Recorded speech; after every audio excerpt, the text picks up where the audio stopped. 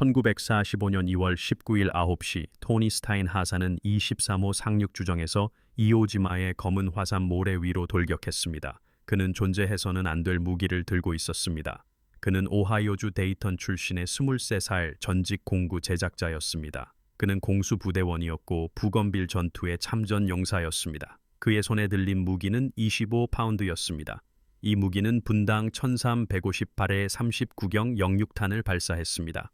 A&M 브라우닝은 시속 300마일로 비행하는 전투기를 위해 슬립스트림 냉각 방식으로 설계되었습니다. 스타인은 해변에서 걸어 다니고 있었습니다. 그는 2만 1000명의 일본군 수비대원들의 총격을 받았습니다. 그들은 11마일 길이의 터널 안에 파고들어 있었습니다. 표준 해병대 교리에 따르면 기관총 사수들은 M1919A4를 운용했습니다. 이 무기는 31파운드였고 분당 400발을 발사했습니다. 이것은 3명의 승무원이 필요했습니다. 스타인은 항공기용 총을 1인 살상기계로 개조했습니다. 일본군 포병대가 그린 비치를 살상지대로 만들기 전까지 그에게는 96초가 남아 있었습니다. 1945년 2월 19일 이오지마에서 시간은 9시였습니다. 램프가 내려왔습니다. 토니 스타인은 A중대 1대대 28 해병대에서 해변에 상륙한 첫 번째 사람이었습니다. 그의 뒤에는 6만 명의 해병대원들이 있었습니다. 그의 위에서는 태평양 전쟁 역사상 가장 큰 해상 포격이 계속되었습니다. 그의 앞에는 수리바치 산이 회색 아침 하늘로 550피트 솟아 있었습니다. 스타인과 그 산 사이에는 2만 1000명의 일본군 병사들이 서 있었습니다. 그들은 1944년 3월부터 이 순간을 준비해 왔습니다. 계산은 잔인했습니다. 타라와에서는 센트럴 파크 크기의 산호 환초를 점령하기 위해 1000명의 해병대원들이 사망했습니다. 펠렐리우에서는 5제곱메일의 섬에서 싸우다 2000명의 해병대원들이 사망했습니다. 이오지마는 8제곱마일의 화산암으로 이루어져 있었습니다. 이곳은 수개월간의 포격에도 살아남은 터널과 벙커, 포병 진지로 벌집처럼 뚫려 있었습니다. 미군 정보부는 섬이 일주일 안에 함락될 것이라고 예측했습니다. 그들은 31과 2만 6천 명의 사상자만큼 틀렸습니다. 일본군은 교훈을 얻었습니다. 더 이상의 반자의 돌격은 없을 것이었습니다. 그들은 또한 해변에서의 자살 공격도 중단할 것이었습니다. 쿠리바야시 다다미치 중장은 새로운 명령을 내렸습니다. 그는 각 수비대가 죽기 전에 10명의 미국인을 죽이도록 지시했습니다. 전투원들은 그들의 전투 진지를 무덤으로 여기며 죽을 때까지 그들의 위치에 머물렀습니다. 이 섬에는 750개의 주요 방어시설이 있었습니다. 수리바치 산에만 1000개의 동굴 입구가 있었습니다. 이러한 방어시설에는 92식 중기관총과 120mm 해안포가 포함되었습니다. 상호 연결된 터널을 통해 수비대원들은 어디든 사라졌다가 다시 나타날 수 있었습니다. 사이판에서는 아무도 항복하지 않았습니다. 펠렐리우에서도 마찬가지로 아무도 항복하지 않았습니다. 이오지마에서는 2만 1000명의 수비대원 중 단 216명만이 산채로 붙잡혔습니다. 하지만 토니 스타인은 일본군이 전에 본 적 없는 것을 가지고 있었습니다. 그것은 스팅어라고 불렸습니다. 이 이야기는 1943년 11월 부건빌에서 시작되었습니다. 멜 그레비치 병장은 정글 지늘개 반쯤 파묻힌 해군 F-6F 헬캣 전투기의 잔해를 응시했습니다. 비행기는 완전히 파손되었고 조종사는 사망했습니다. 그 날개는 일본군 대공포화에 의해 갈갈이 찢겨 있었습니다. 하지만 총들은 손상되지 않았습니다. 이것들은 6정의 A&M 브라우닝 39경 기관총이었습니다. 그것들은 존 모세스 브라우닝이 설계한 항공기용 무기였습니다. 그는 M1911 권총과 M259경 기관총을 만든 사람과 동일했습니다. A&M는 표준 구성에서 분당 750에서 850발을 발사했습니다. 일부 개조된 버전은 분당 1350발에 도달했습니다. 해병대원들이 운반했던 M1919A4는 분당 400발을 발사했습니다. 브라우닝 자동 소총은 분당 500발을 발사했습니다. 그레비치는 계산했습니다. 항공기용 기관총은 보병이 휴대할 수 있는 어떤 것보다 3배 더 빠르게 발사되었습니다. 하지만 항공기용 총은 61파운드였습니다. 그것들은 항공기 거치용으로 설계된 스페이드 그립을 가지고 있었습니다. 또한 개머리판과 조준경이 없어서 보병이 무기를 조준하거나 발사할 방법이 없었습니다. 모두 항공기용 총이 보병 무기로 바뀔 수 없다는 것을 알았습니다. 그레비치는 렌치를 집어들었습니다. 그는 해가 진 후 상점 텐트에서 작업했습니다. 그는 차량 정비소에서 도구를 빌렸습니다. 그레비치는 쓰레기통에서 부서진 M1 게런드 소총을 발견하고 개머리판을 잘라냈습니다. 그는 브라우닝 자동 소총에서 양각대를 가져왔습니다. 그런 다음 그는 스페이드 그립을 제거하고 솔레노이드 방아소에 메커니즘을 설치했습니다. 이것은 손상된 전기 장비 부품을 사용했습니다. 이 무기는 이제 M21 게런드 후방 조중이와 BAR 양각대를 갖추었습니다. 그것은 개조된 개머리판과 실제로 당길 수 있는 방아쇠를 특징으로 했습니다.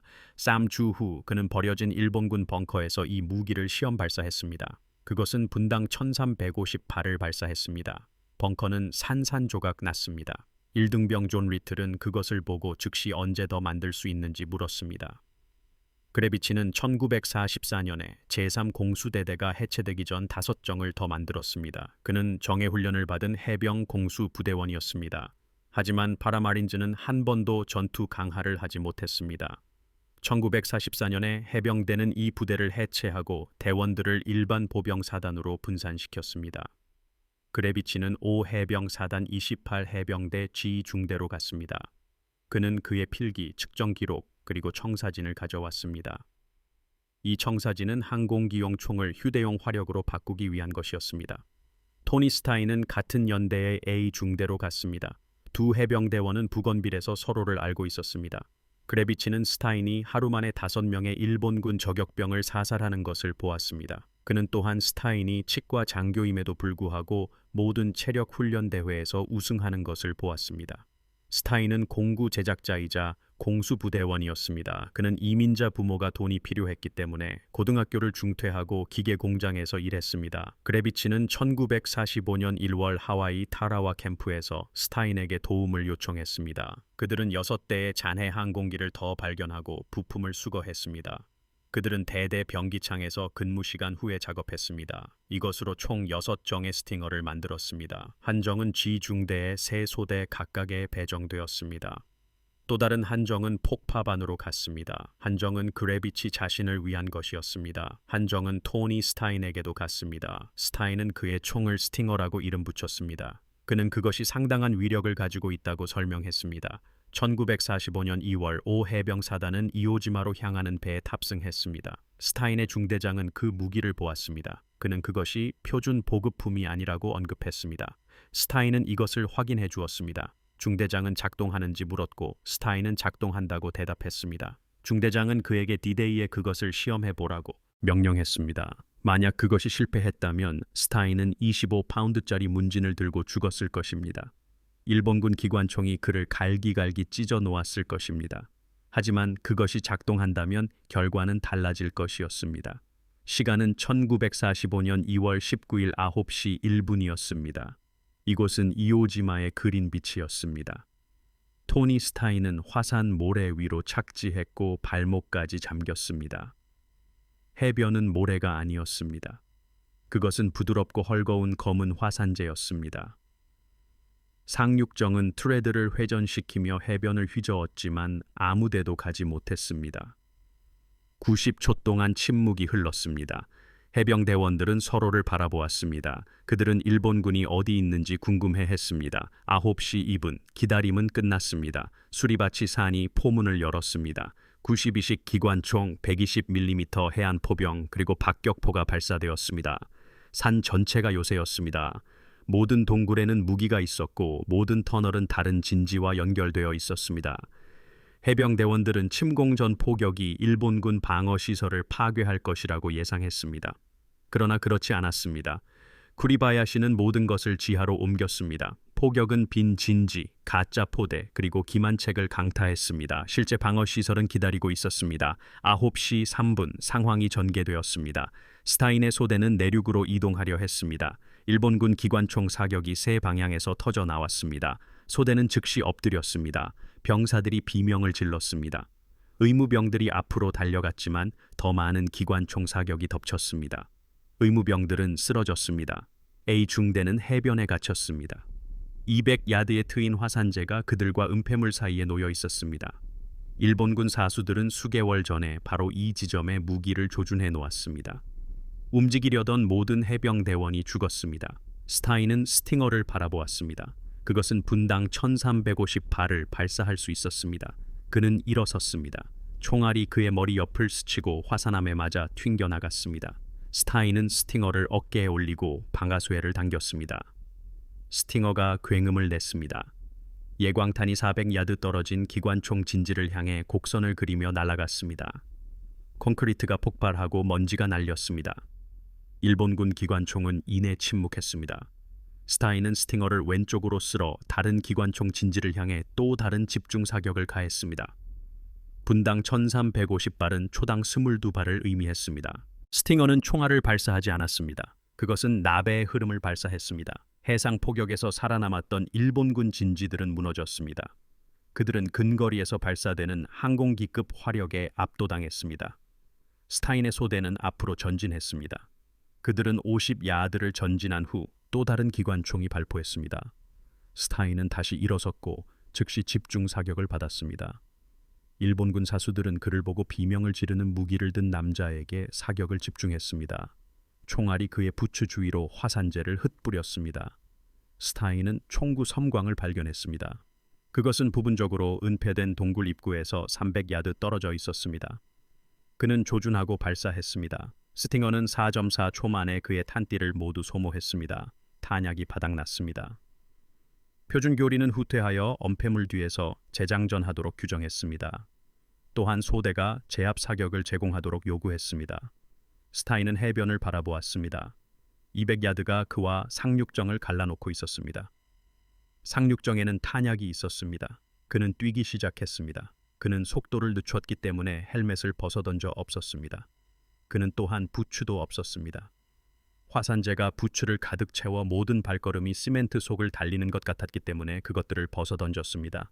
스티브 에반슨 1등병은 다리에 부상을 입고 50야드 앞에 쓰러져 있었습니다. 스타인은 그를 붙잡아 어깨에 짊어졌습니다. 그는 계속 달렸습니다. 그는 9시 20분 해변에 도착했습니다. 그는 39경 영육탄 4개의 탄띠를 움켜쥐었습니다. 각 탄띠에는 250발이 들어있었고 총 1000발이었습니다. 그런 다음 그는 복부에 총상을 입고 기어가려던 제임스 오닐 하사를 발견했습니다. 스타인은 오닐을 붙잡았습니다. 그는 한쪽 어깨에는 탄약을, 다른 쪽 어깨에는 부상당한 해병대원을 짊어졌습니다. 그는 다시 뛰어 돌아갔습니다. 이것은 맨발로 기관총 사격을 뚫고 300야드를 달리는 것이었습니다. 그는 오닐을 의무병들에게 맡기고 스팅어를 장전하고 다시 앞으로 달려갔습니다. 9시 25분, 상황은 여전히 암울했습니다. A중대는 여전히 다른 기관총 진지에 의해 갇혀 있었습니다. 이 진지에는 92식 중기관총이 있었습니다. 그것은 전체 해변 접근로를 막고 있었습니다. 스타인은 혼자 돌격했습니다. 92식 기관총은 분당 450발을 발사했습니다. 스팅어는 분당 1350발을 발사했습니다. 스타인은 방아쇠를 당기고 기관총 진지에 총간구를 가로질러 사격을 이끌었습니다. 콘크리트 조각들이 날아갔고 92식 기관총은 침묵했습니다. 스타인은 계속 움직이며 기관총 진지를 향해 곧장 나아갔습니다. 안에 있던 일본군들은 소총을 가지고 있었습니다. 그들은 총안구를 통해 발사했습니다. 스타인은 10야드 거리에서 스팅어를 총안구 안으로 모두 비웠습니다. 그는 강철문을 발로 걷어찼습니다. 5명의 일본군 병사들이 안에서 죽어 있었습니다. 스타인은 북쪽으로 100야드 떨어진 또 다른 기관총 진지를 보기 위해 돌아섰습니다. 그는 그곳에도 돌격했습니다. 시간은 이제 1000시였습니다. 스타인은 해변에 8번 다녀왔습니다. 그는 부상당한 해병대원 8명을 안전한 곳으로 옮겼습니다. 또한 그는 포화 속에서 8번 재장전했습니다. 그는 일본군 벙커 8개를 파괴했습니다. 그는 단독 돌격으로 최소 20명의 적군을 사살했습니다. 그의 명예 훈장 표창장에는 맹렬한 단독 돌격 중 적군 20명을 사살했다고 나중에 언급될 것입니다. 그러나 생존자들은 그 수가 더 많았다고 말했습니다. 그들은 더 이상 숫자를 세는 것을 멈췄습니다. 스팅어는 적군의 사격으로 그의 손에서 2번이나 떨어졌습니다. 총 자체에 총알이 맞았지만 스타인은 다시 총을 주워 계속 발사했습니다. 오전 10시 15분 스타인은 그의 부대가 방어 진지로 철수하는 것을 도왔습니다.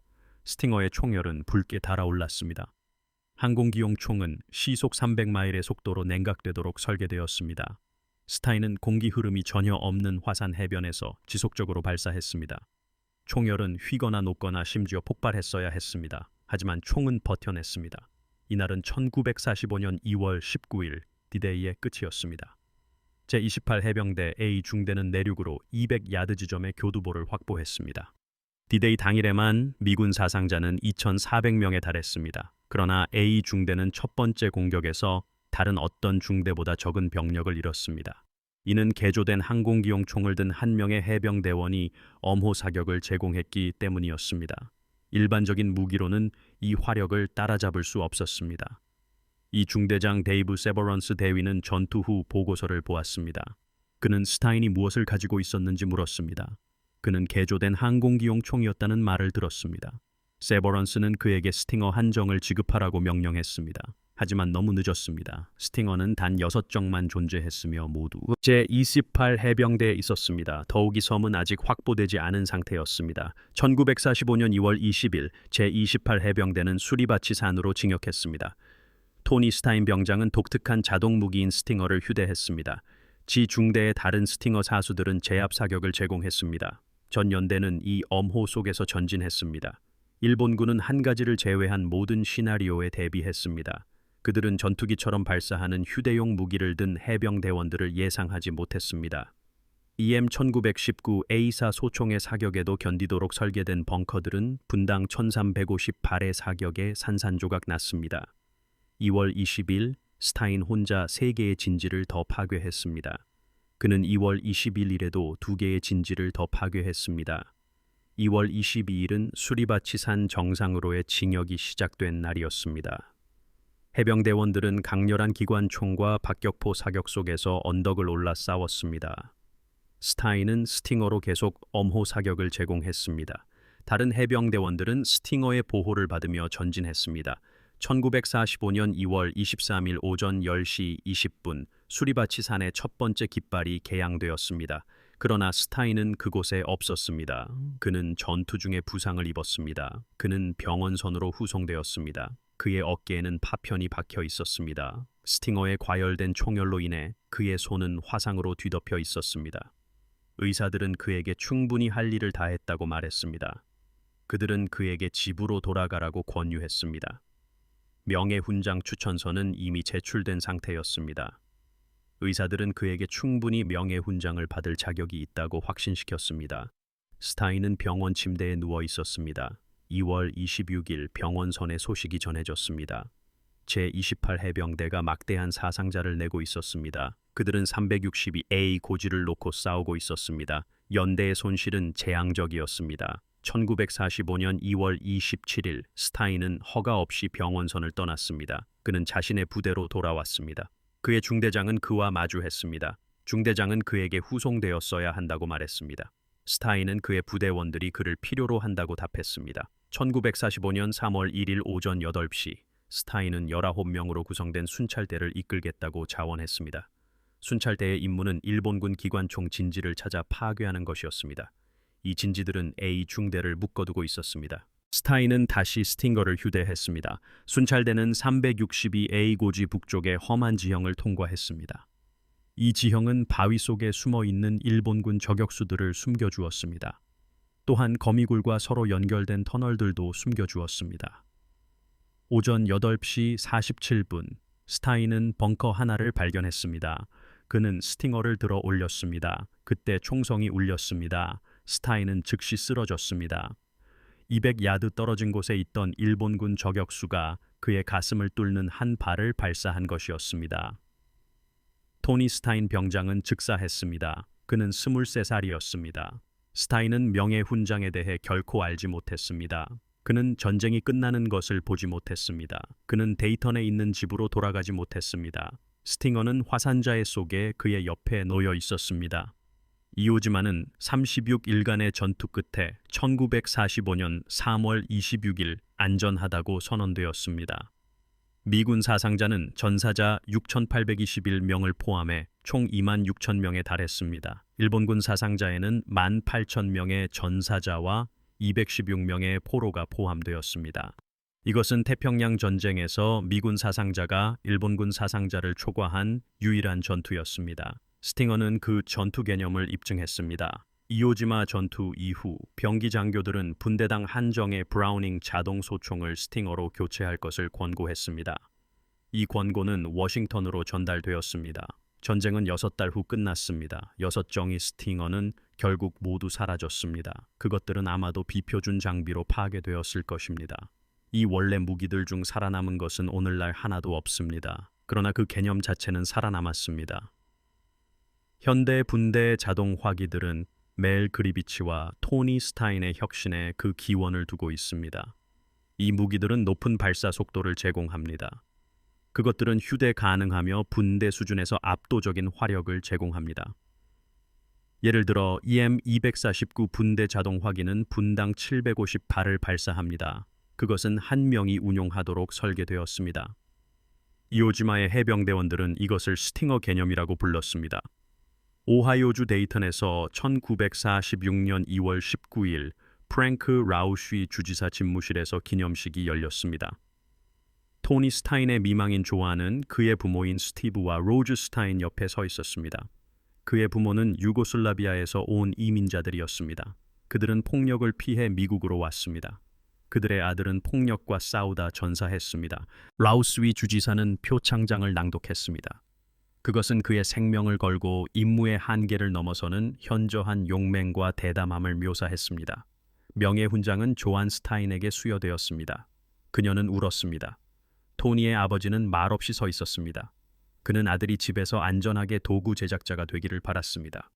대신 토니는 그의 도구 제작 기술을 사용했습니다. 그는 생명을 구하는 무기를 만들었습니다. 기념식은 15분 동안 지속되었습니다.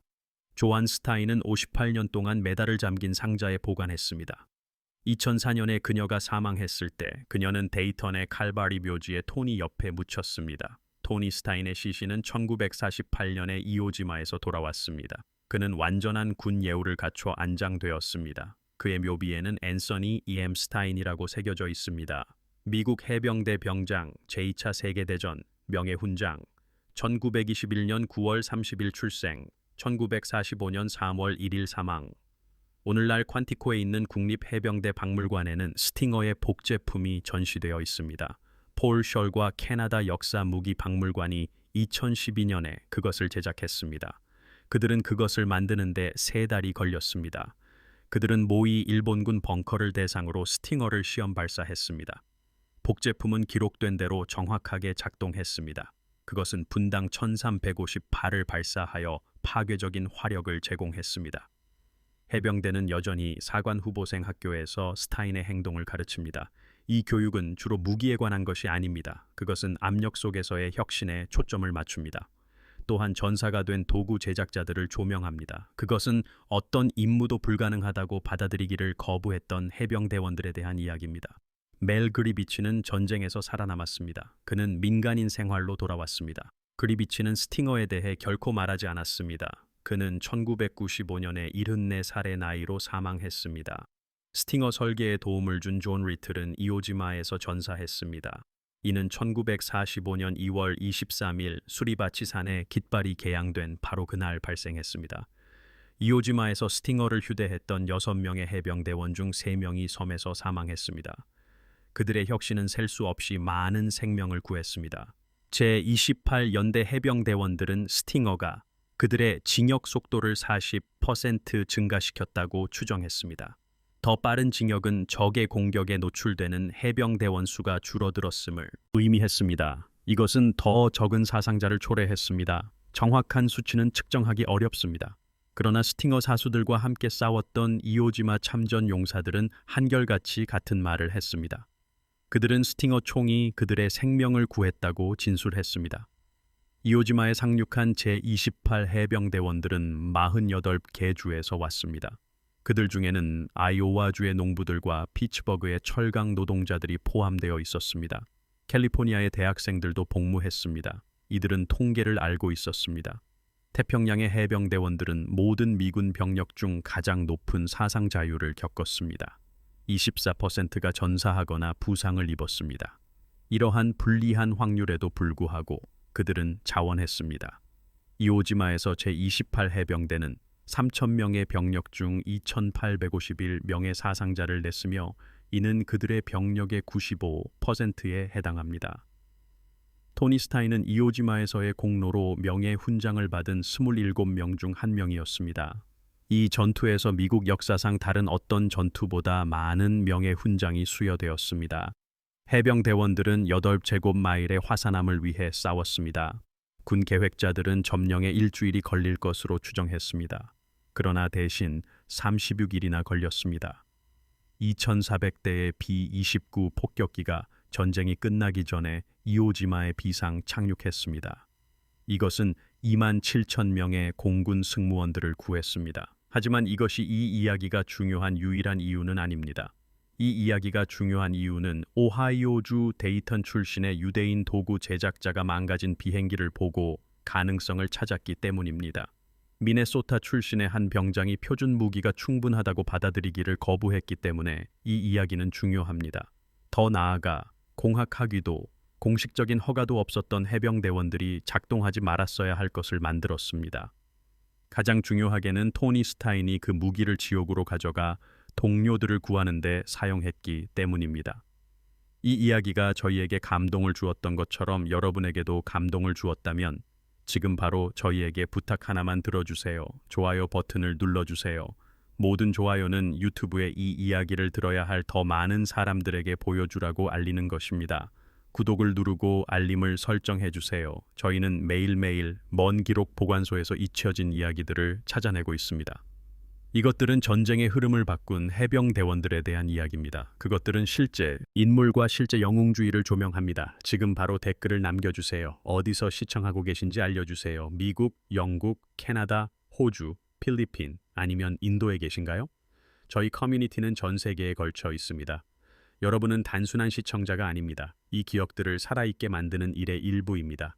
여러분의 위치를 알려주세요. 가족 중에 복무한 사람이 있다면 알려주세요. 여러분이 여기 계시다는 것을 알려주세요. 시청해주셔서 감사합니다. 토니 스타인 병장과 제28연대의 해병대원들이 침묵 속에 사라지지 않도록 해주셔서 감사합니다. 이들은 기억될 자격이 있습니다. 여러분이 그 일을 돕고 있습니다.